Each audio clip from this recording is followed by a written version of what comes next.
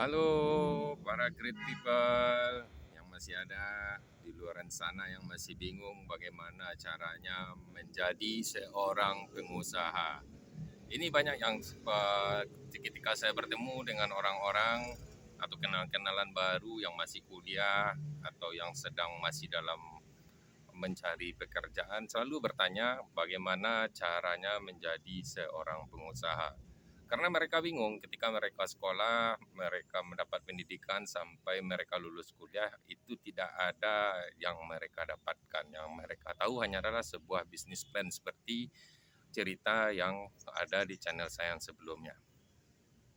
Jadi singkat cerita nih, smart people atau the great great people, di bahasa saya ganti sedikit ya.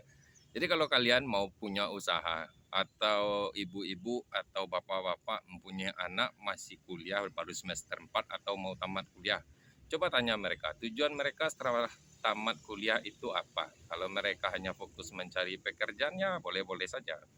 Tapi ketika mereka nanti sudah bekerja, pasti mereka akan memulai sebuah usaha untuk menjadi bisnis sampingannya.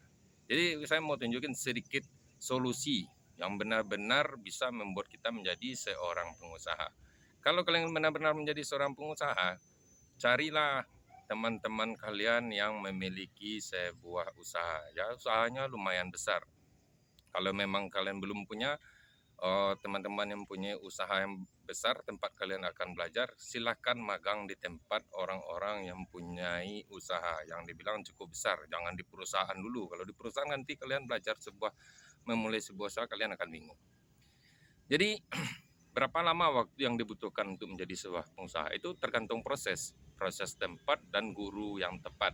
Kalau kalian belajar menjadi pengusaha, kalian harus cari pengusahanya langsung, bukan belajarnya di sekolah. Kalau misalnya kalian magang di suatu kantor, ya kalian hanya belajar sebuah administrasi dalam suatu bisnis. Beda kalau misalnya kalian mencari seorang pengusaha yang lagi top, yang tokonya lagi rame-ramenya, ya silakan kalian parkir di sana. Dekati mereka, ikuti jalan mereka. Seenggak-enggaknya kalian bisa belajar di situ bagaimana proses atau sistem bisnis yang sedang mereka jalankan. Terus yang kedua, kalian bisa belajar di sana, mengetahui total item produk seperti apa yang sedang dijalankan, produk mana yang laris, produk mana yang tidak laris, mana bisa belajar menentukan bagaimana barang utama yang harus kalian punya atau barang yang akan jadi pelengkap di usaha yang akan kalian jalankan. Karena begini, jika kalian tidak belajar dengan seorang pengusaha, kalian tidak akan tahu bagaimana uang itu akan bekerja. Yang kalian tahu hanyalah nanti yang kalian tahu itu adalah hanya setiap tanggal gajian, tanggal 25 untuk orang swasta dan tanggal 1 untuk orang PNS. Jadi kalau misalnya kalian udah kuliah tinggi-tinggi, habisin uang orang tua kalian, bayar uang semester, dan membayar uang jajan kalian selama 8 atau 10 semester ketika kalian baru bekerja, kalian hanya mendapatkan gaji atau penghasilan kalian itu hanya sebanyak UMR atau lebih sedikit lah dari itu. Kalau dikali-kali dengan seorang penjual nasi goreng, masih gede orang penjualan nasi goreng hasilnya. Cuman bedanya mereka kerjanya nggak pakai seragam, kalian kerja pakai seragam. Cuman itu kok bedanya. Ini ada cerita sukses. Ini benar-benar cerita nyata yang akan saya berikan pada teman-teman semua. Dan itu benar orangnya.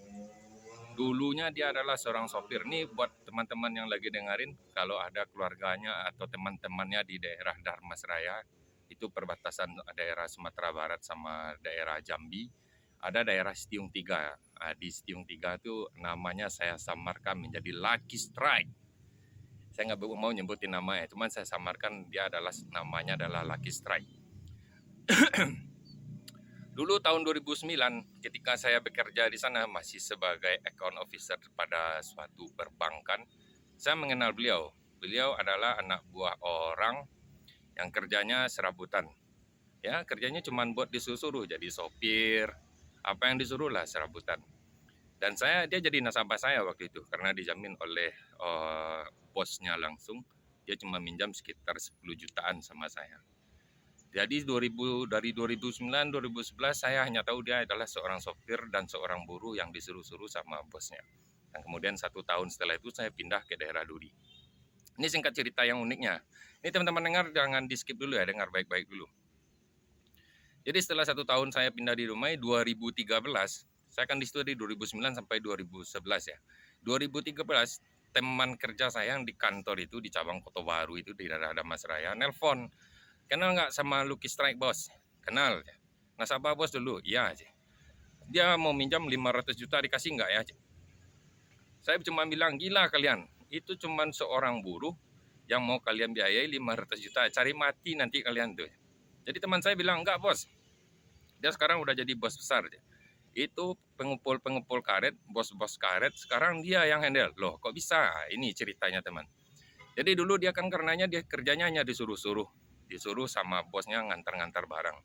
Jadi setelah bosnya ini tidak ada, bosnya ini bangkrut alias melarikan diri, orang pabrik kebingungan teman-teman. Jadi karena orang pabrik ini kebingungan, kenapa stok karet dari daerah Damas Raya itu tidak ada masuk lagi.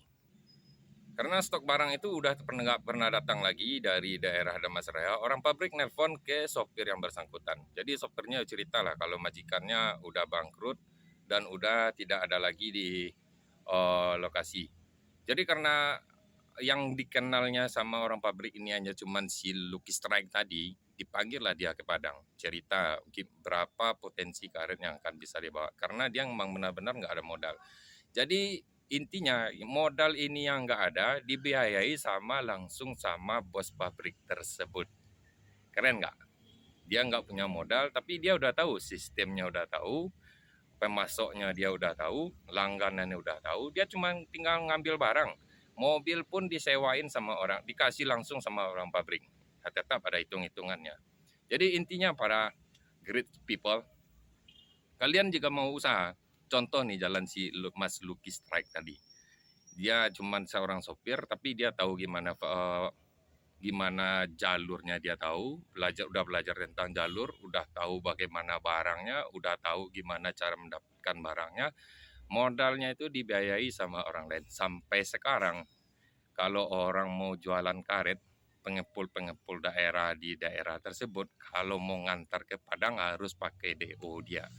Bayangin aja dari 1 kilo karet getah yang didapat tuh dia mendapatkan fee berapa ratus rupiah dikali dengan totalnya sampai puluhan sampai ratusan ton setiap bulannya.